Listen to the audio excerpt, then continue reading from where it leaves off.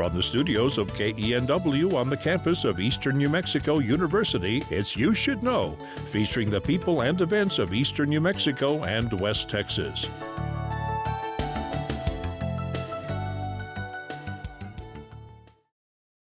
Welcome to You Should Know.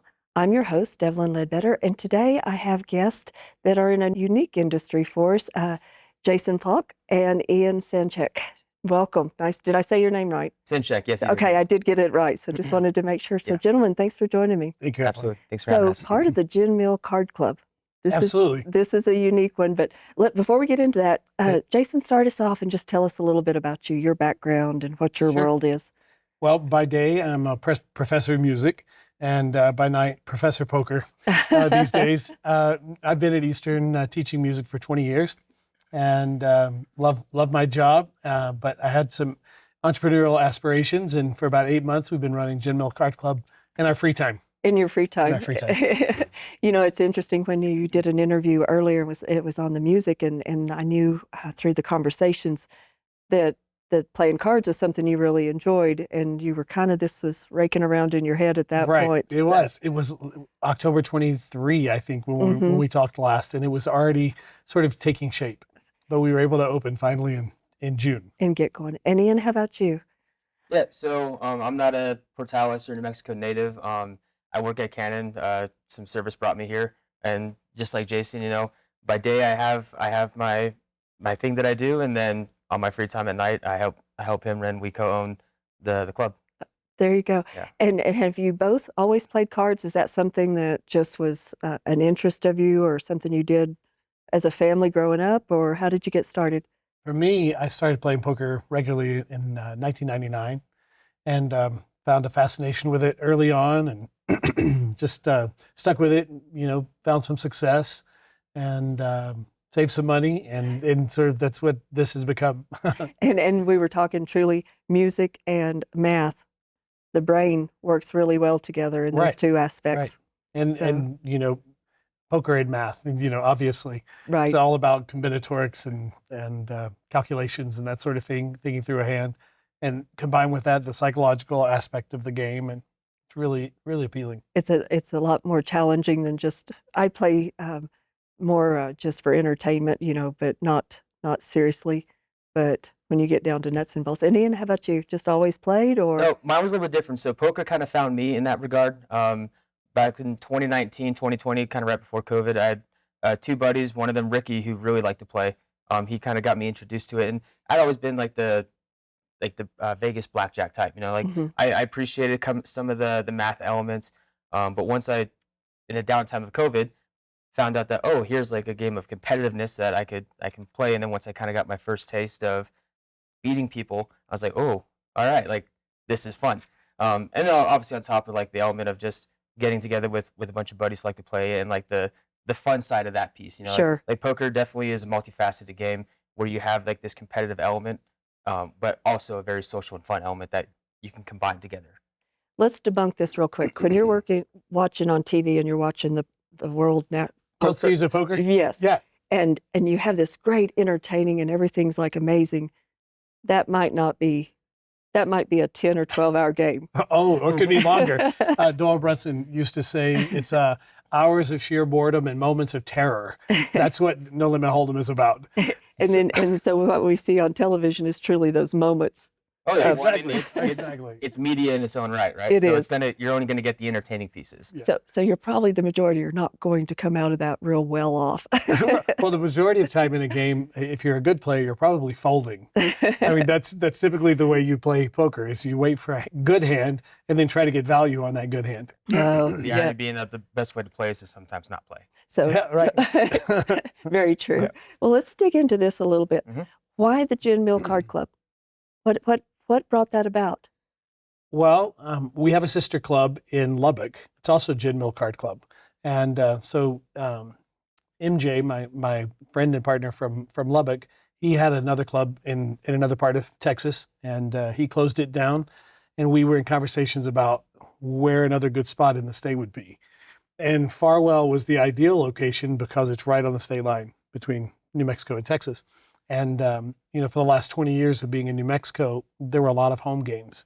in New Mexico that I was privy to. Mhm. And it's not legal to play poker in New In your- Mexico Right. unless you're on native land, like Sandia, Isleta, Mescalero. For money. You can play. For money. You can Right. play for fun, sure. Yeah.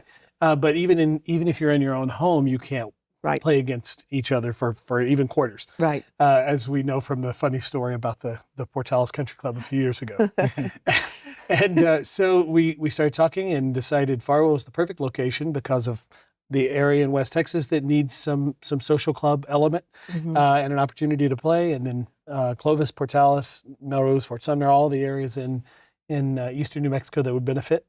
And we opened in June. And we've had a great success. You know, people are really excited about having a place to come and enjoy passions that they, Right. they So enjoy. June of 24 is when you actually open. Yes, And obviously the Texas regulations are completely different than New Mexico. right, And so that's what allows that. exactly. So we're classified as a social club. Yeah, yes, and that's the element. Like in Texas, you can gamble so long as you're in a private place, right? And one of the other elements that like Jason was saying about having the access to the home games and stuff like that is the reason why we chose like that partnership with the Gin Mill in Lubbock to bring it out here. Is that one of our visions is to kind of bring poker out of like bring poker into the light as like something beyond this like what you often see in the media as like a Mhm. game of like shady back rooms and smoke filled rooms and stuff like that, and actually bring it out to people out here and show that hey, like this is something that like you can be proud of to be a part of. Mhm. And part of the piece of that is having a reputable established name that carries respect, and you can be proud to like wear on your shirt or wear on Sure. your back or something like that. So something that it is legal and Mhm. it's legitimate Right. and that way it does like that image. Yep. It's not something because before if you were playing in your home it was illegal. Right. So you Exactly. were You're not- worried, right? You could possibly be worried about Right. that. But this makes it where it's like, hey, we have a venue now. Absolutely. Exactly. Where And you like can like play. Ian said, you're in a private place, and the house has no vested interest in a winner, and that's the other part that makes it legal. So like the for example, you come in and you establish a membership at the club, and you're a lifetime member, $20 for a lifetime membership at both the Farwell Club and the one in Lubbock. And you have a $5 day use fee, and you're a member of a social club. Right. And in that social club, people come to watch UFC fights, they watch football games, college football, NFL, birthday parties. We have private events. So it's a place to belong. Mhm. And it's not just about poker, but that's sort of what the common interest is.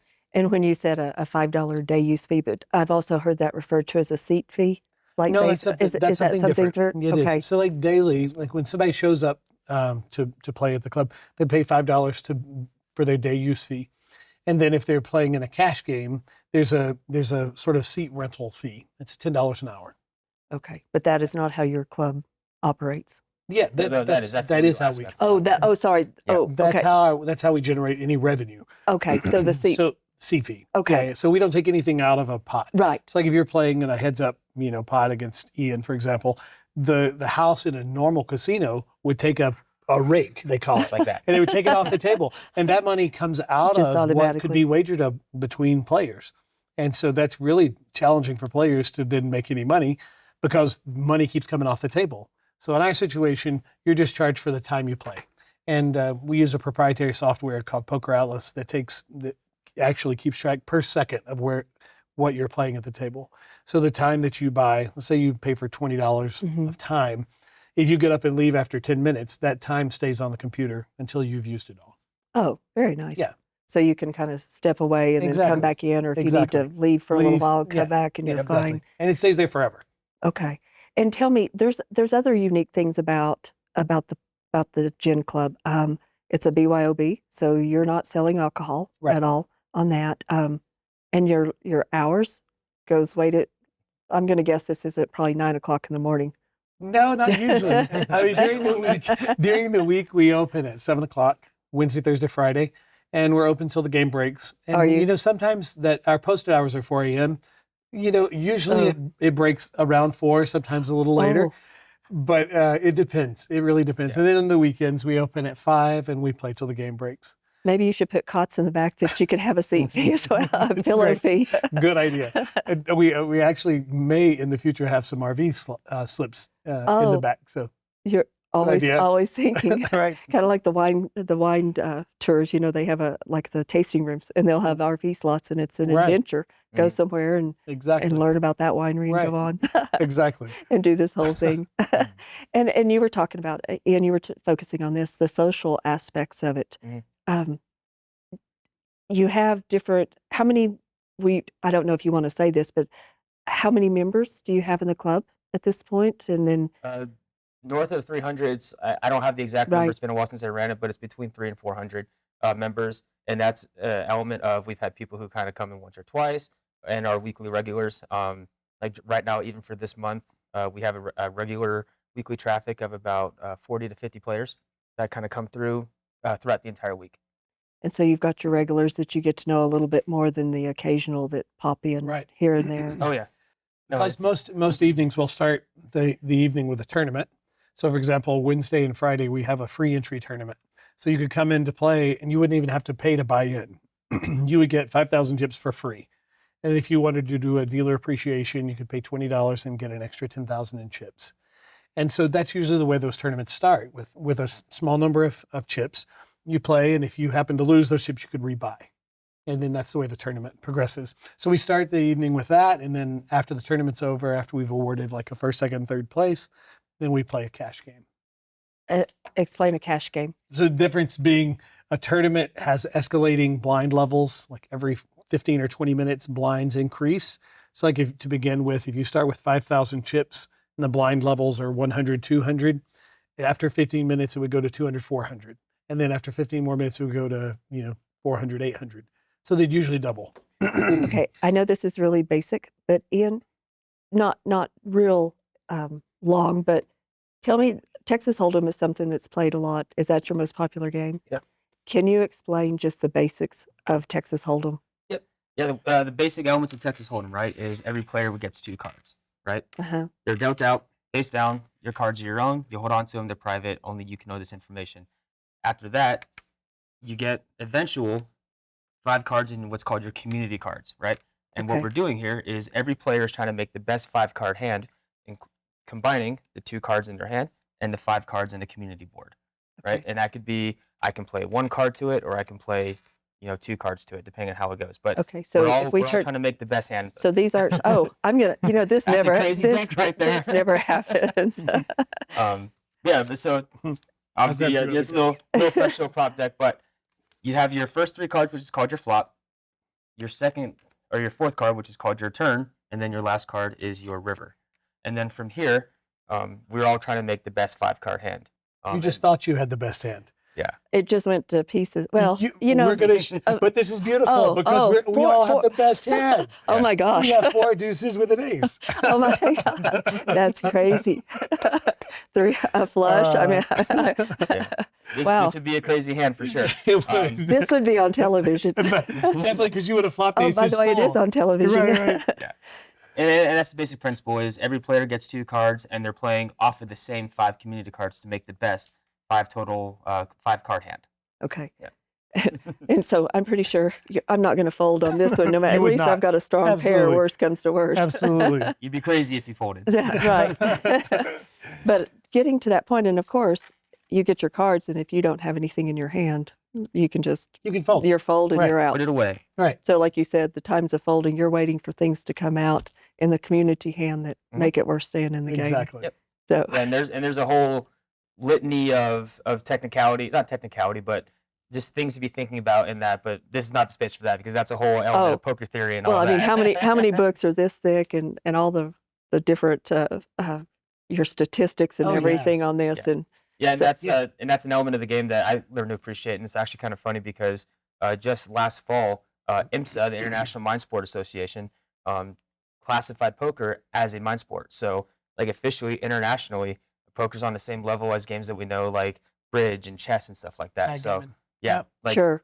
So people always associate, it's just a gambling thing. It's like, yes at and all. no. Like, sure, there's an element that is a gamble in nature by poker, but I mean, when you think about it, almost everything we do in life has a gamble to Right. it to some degree, right? Just a matter of risk.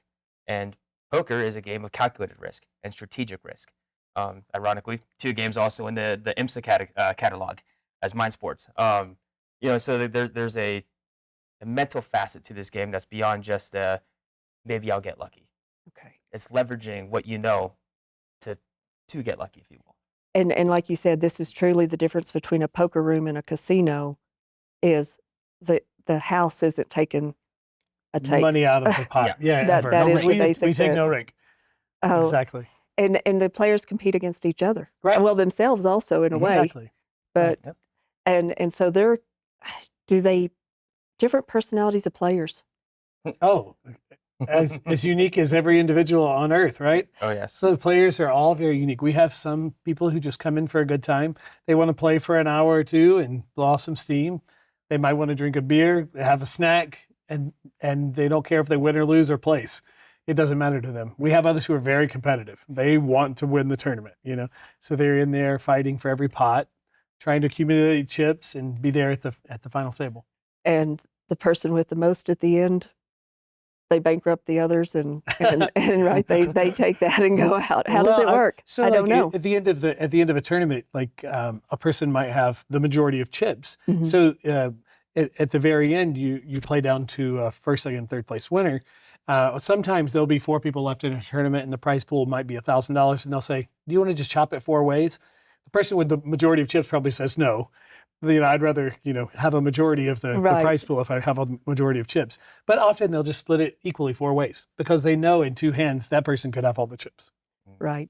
And when you're playing with those escalating blinds, Exactly. you can wipe a person out pretty quick Very as they quickly. continue to Very quickly. get to a point. We've had several instances recently where in a tournament, a couple the other day, they were in a tag team tournament and they were down to 1 blind left in their stack, and they came back and won the tournament. Isn't that crazy? Yeah.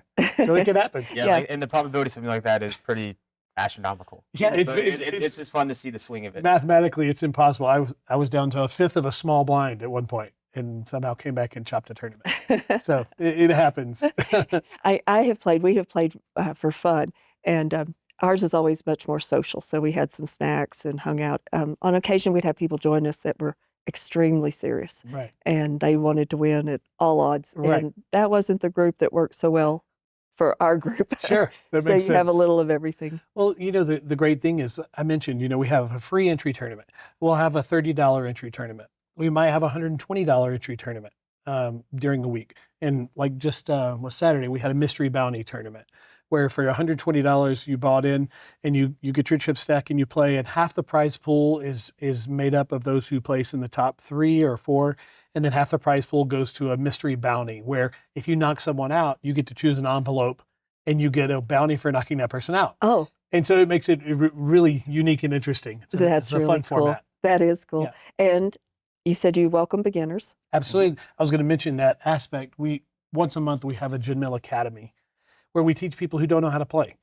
And so people could show up and for no charge, they can learn how to play Hold'em. They can learn how to, call, raise, or fold, how to handle their chips, how to deal with blinds in a tournament, and that sort of thing. So we're about the educational aspect too, because we want people to know, like Ian said, bringing poker into the light so that they know it's a fun game, it's a Mhm. social game, and it's something anybody can do. Right. You don't have to be a hardcore player. Right. Just come in and And and, learn. and obviously as owners of this, it doesn't matter to you. I mean, if people are coming in and just enjoying the game, Right. That's what we want. We want people to You enjoy know, the game. and you don't want. You always think of the gun smoke and the swinging saloon. and the swinging doors Right. and the gunfight at the end. So definitely not the thing. Not that environment at Not all. that Matt Yeah. Dillon isn't in the back. Correct. Yeah, exactly. Uh, Yeah, we definitely want to provide a context for people to have an enjoyable time. I know the regulations, getting started on this and getting it through the place, it had to be, well, you had the club in Lubbock that helped you, but the learning curve of getting through the regulations and getting this set up where it is illegal. The big thing for us was getting dealers trained, getting Farwell's city approval. I worked with the city council, had to do a couple of presentations for them. And then just getting the building ready. My dad came out from Georgia to help me do the build out. Ian worked so many hours crawling through the roof, running Cables security and- yeah. cables, and so many hours. Another friend, Chris Polinsky, spent so many hours with us, building out the room. And we have a 5-table room. So you come in, you see 5, unique matching tables and really nice decor and really nice snack room with drinks and snacks. And That legal drink. I mean, not the Yeah, BYO. just soft drinks. Right, just Yeah, soft yeah, drinks. exactly. They bring their own. Right. Is there security? Are you required to have someone there? We have cameras running and monitoring every game, every table, nonstop. Outside too, but we don't have any live security. Has there been a lot of pushback from the community? Or Support. Support. No, support. I mean, I haven't had any pushback except we hope you guys, are successful and we want to come and see what it's about. Right. The mayor of Texaco walked in, shortly after we opened and wanted to see how everything ran. She said she loved poker. I mean, it's a great American game, right? Mm-hmm. I mean, on any given night, there are probably more poker games going than any other thing that people are doing with pastimes with friends. Well, and when you live in these small communities, there's not a lot of entertainment. Exactly. So, anymore when we don't have a movie theater in Portales, you're watching movies at home or you're playing cards at home or doing something like that. Well, and that was one of the things for us with the sidewalks rolling up pretty early in Clovis, Portales, Farwell. People need something to do. Right. Keep their brains, activated and engaged, and to have a social outlet. And so hopefully we fill that need. And also something else, addressing the concerns about gambling. Can we touch on that for a minute? Sure. I mean, that is a concern. Just like people that people had a lot of Portales stayed dry for so long. The concerns about alcoholism or something like. So Right. can you talk about that a little bit? Sure. I got it. Yeah. So I think one of the things that I personally, because like Jason said, right, I'm there most nights. I have my thumb on the pulse of like kind of almost every individual person in the room. There's rarely a case where someone, even if they've been gone for a while, they walk in and it's like, give me your name again. And it's like, all right, cool, I got you. But anyone who comes in more than once in a month, like, I have a good thing with like faces and people and remembering who they are and on an individual level. So with like that, what you're saying, like the alcoholism, and the gambling piece, like, yes, admittedly, like, like in anywhere else, like we have some individuals who like that's their vice, and this is like the way that they do that. What I always take pride in is that like here you have an outlet to do that in a healthy and in a safe place. And we have some folks that sometimes they'll kind of get a little overhand, or they'll get a little overextended, and I just lean into them. I'm like, pull them aside, I'm like, hey man, like obviously you do what you want to do, but like, do you know where you're at right now? And I do that just for like because I care, for the safety of like themselves and all that. Because like I don't want to see someone in a situation like you see in a movie like classic movie like Rounders, where someone's down in the hole, Right. way too much money, and it's like we don't want people to get in that space. We don't want people owing each other hundreds of thousands of dollars and stuff like that. So like part of my soft presence of being there is to like make sure that like people aren't getting themselves like too out of hand. Right. Same thing with the drinking piece. Like obviously, like yes, it's BYOB, but like we do have the ability to like kind of tell people, hey, you're done for the night. Well, and it is a private club. Right. So if you ask Exactly. somebody to leave, Right. then And that's that. Exactly. And it's happened on more than one occasion where like myself or the staff, like I dubbed it kind of like we're the Farwell Ferry, right? So like if someone's gotten a little too out of hand, like we're about safety. We don't want people Right. driving home drunk. Like we've driven people to Clovis, Portales, Muleshoe. Good. I think Muleshoe is probably one of the farthest trips we've done, but like we're willing to do that because we'd rather someone get home safe than God forbid something worse. Well, and you want that safe environment. You want those people to come in and enjoy that Absolutely. and not Absolutely. be the hardcore people that may be in the major poker rooms in Vegas or there's other Well, and venues. let's face for it, things like that. they have so many options on sports betting, for example, FanDuel, and you name Right. the opportunities they have to gamble. If they want to gamble, they can gamble in many ways. This is an opportunity for them to do something that's more social than More anything. social than Yeah. anything else. Tell me again a little bit. This is a really cool cap. I love that. And tell me where you're located exactly in Farwell. We're at 812 Avenue A in Okay. Farwell. So if you go across the state line into Farwell, we're a mile on the left side of the road on the north side. Okay. Really nice, like I said, card room, 5 tables when you walk in. We have merch, and that's one of our shirts we brought you as a gift today. Thank you. And we have some hats, some fun things, And you said Wednesday through Sunday Wednesday through Sunday. and a little early. What in your time frame? You start at 7, you said? 7 o'clock Okay. on during the weekdays, 5 o'clock on the weekends. This is Texas time. Texas. Yeah. That's true. That's true. Sometimes people forget That's that. true. And this is, I just lost my train of thought. You have a Facebook page that you can follow And we as have well. a website. Yeah. Okay. Yeah. So- GinMillPokerFarwell.com is our website. And you can follow us at Gin Mill Card Club Farwell on Facebook also. And we mentioned the free entry tournaments, like we said, various price points. But the other big thing I just wanted to highlight was the academy. That once a month you can learn to play for free. And then the other thing is we have some large tournaments too. We've had a $15,000 guarantee tournament we did in December, and we have one coming up in March. That's a $40,000 guarantee. For $220, you could turn it into something maybe life-changing. Wow. Well, guys, this has been super interesting. I've learned a lot, and it's a nice thing to add into for entertainment. So thanks for joining me today. Thank you, Evelyn. Absolutely. Thank you. And for all of you watching, thank you, and we will see you next time. Cheers.